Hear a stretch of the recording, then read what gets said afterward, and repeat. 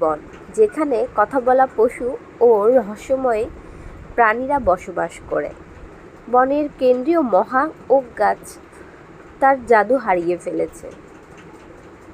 তাই সুখ নামের কাঠবিড়ালি বাবল নামের প্যাঁচার থেকে উপদেশ নেয়। বাবলস প্যাঁচা সুখ কাঠবিড়ালি ও তার বন্ধু লুনা ময়ূরকে এক রূপালী পরীর সন্ধান দিল।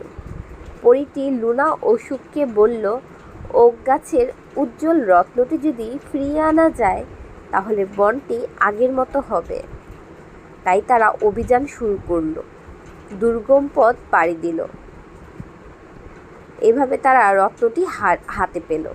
তারা রত্নটিকে নিয়ে আবার বনের উদ্দেশ্যে রওনা দিল। বনে পৌঁছানোর পর তারা দেখল বনটি আগের মতো হয়ে গেছে, উজ্জ্বল ও সজীব। বনের গাছগুলো কথা বলছে। এভাবে তারা সুখে দিন কাটাতে লাগলো।